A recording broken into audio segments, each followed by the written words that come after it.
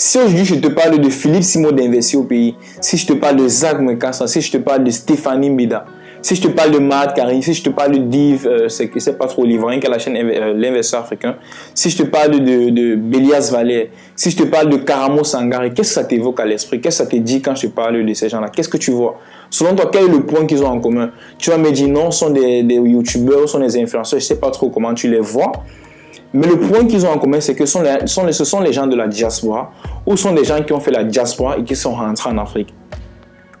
Ce sont des gens assez cultivés, ce sont des gens qui impactent des vies, qui changent des vies, qui participent ou qui contribuent au développement du continent africain, bref, de l'Afrique francophone, au travers de leur contenu qu'ils font sur les réseaux sociaux. Mais est-ce que tu ne t'es jamais demandé que, mais pourquoi est-ce que ce sont les gens de la diaspora qui le font? Pourquoi ce sont les gens de la diaspora qui impactent positivement le continent africain? Pourquoi ce sont les gens de la diaspora qui ont plus d'impact en fait? Moi, je me dis que tu dois te poser cette question à un certain niveau.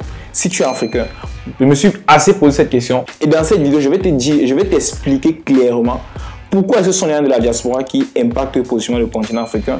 Pourquoi est-ce que ce sont les gens de la diaspora qui impactent le plus. Je vais un peu essayer de comprendre pourquoi ce sont les gens de la diaspora qui parlent de cette thématique-là, qui vont venir te parler d'entrepreneuriat, de business, d'investissement, de développement personnel et tout. Tu vas comprendre beaucoup de choses. Alors, si tu as ouvert cette vidéo aujourd'hui croyant que je vais les critiquer négativement, tu peux quitter la vidéo car je ne vais pas le faire. Ce sont des gens qui font du bon boulot, ce sont des gens que moi j'apprécie beaucoup. Et ce que je vais te dire, c'est quoi? Moi, je t'invite juste à rester jusqu'à la fin de cette vidéo. Pourquoi? Parce que dans cette vidéo, je vais te partager des choses qui vont t'apprendre beaucoup de choses. Je suis très sûr. Je vais te partager des choses qui vont t'ouvrir l'esprit, qui vont t'éclaircir sur des choses que tu n'as pas pu comprendre dans le passé.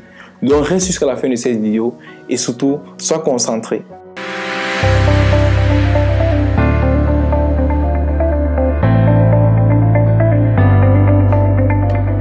Bonjour à tous africains, Habari, Nangadef, Beauté, Aniso, Goma, je ne sais pas d'où tu m'écoutes.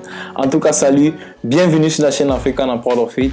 Si c'est la première fois que tu me découvres, je me nomme Ismaël Badiam et sur cette chaîne, mon but c'est d'éveiller les esprits des jeunes africains. Pourquoi? Parce que je me suis rendu compte que la jeunesse africaine a un sérieux problème, c'est-à-dire ils sont assez fermés d'esprit et je vais t'expliquer prochainement dans les prochaines vidéos pourquoi je le dis et même dans cette vidéo tu vas un peu comprendre.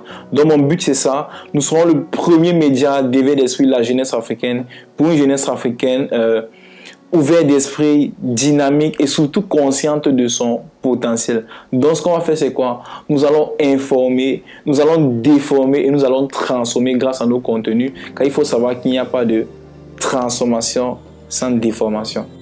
Alors revenons à nos moutons. Non, revenons à nos moutons. Comme je disais tantôt, tu t'es sûrement posé cette question aussi comme moi que mais pourquoi ce sont toujours les gens de la diaspora qui parlent de ces thématiques? Pourquoi sont-eux qui impactent le continent, c'est-à-dire la francophone, parce que ce sont des francophones? Je vais t'expliquer ça sur un aspect assez global. Je ne vais pas rentrer dans leur vie, car moi je ne connais pas leurs expériences perso, je ne connais pas leur passé, je ne sais pas ce qu'ils ont traversé et tout. Mais en fait, je vais t'expliquer en fait. La première raison, c'est que ce sont des gens qui ont voyagé en fait. Ce sont des gens qui ont quitté le continent, qui ont voyagé, qui ont vu ce qui se passe ailleurs. Donc, ils sont très ouverts d'esprit. Pourquoi? Parce que ils ont voyagé. Et il faut savoir que le voyage, ça ouvre l'esprit. Ça ouvre beaucoup l'esprit. Donc, ils ont vu ce qui se passe ailleurs. Ils ont pu se découvrir eux-mêmes grâce à leur voyage. La deuxième raison, c'est que ce sont des gens qui lisent beaucoup en fait. Ce sont des gens qui lisent beaucoup. Car il faut savoir que la lecture, ça ouvre l'esprit. La lecture, ça nourrit le cerveau.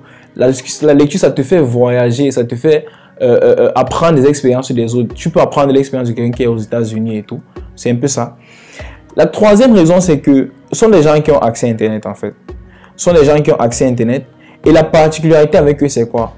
C'est que eux, ils utilisent bien leur connexion Internet en fait. Genre, ils sont par exemple sur les réseaux sociaux en tant que des producteurs. Ils ne sont pas là comme des consommateurs. Tu vas voir que, par exemple, eux, ils prennent leur connexion Internet pour apprendre des choses, pour se développer en fait. Bon, ça c'est un peu l'aspect global que je vais te dire. Et tu dois sûrement te dire que, mais pourquoi est-ce que ceux qui restent en Afrique, pourquoi est-ce qu'il n'y a pas assez de personnes qui restent en Afrique qui parlent de cette thématique? Moi, je vais te dire clairement. C'est vrai que les gens de la diaspora, ils ont pu voyager, ils ont pu voir ce qui se passe ailleurs, ils ont pu voir les entreprises, ils ont pu voir tout, ils ont pu voir la vie ailleurs, tout ça. Ça en quelque sorte un peu, ça a ouvert leur cerveau en fait.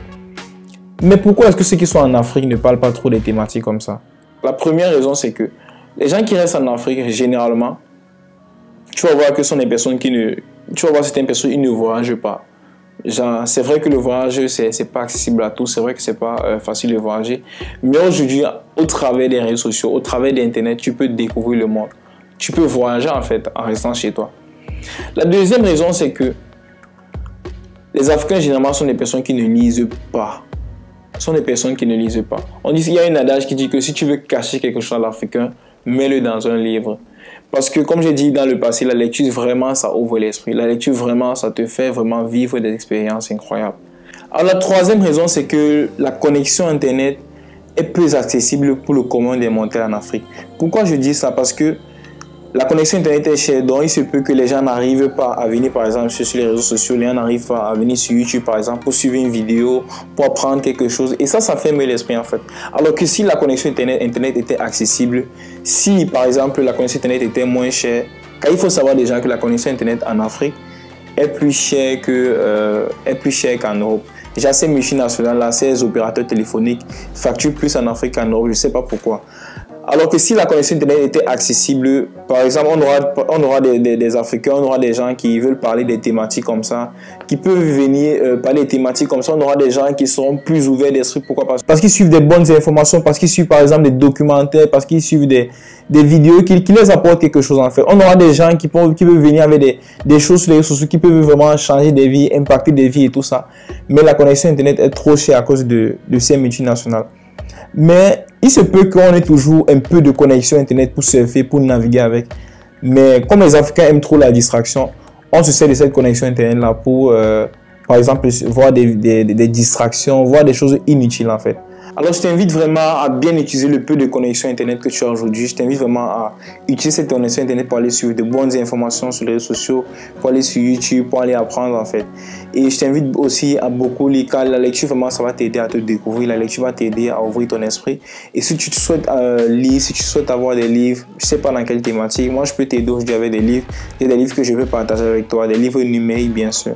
Et si tu souhaites développer une compétence digitale, tu peux rejoindre ma communauté des créateurs du web qui va t'aider à développer une compétence digitale. Ça peut être en copywriting, ça peut être en infographie, ça peut être le community management.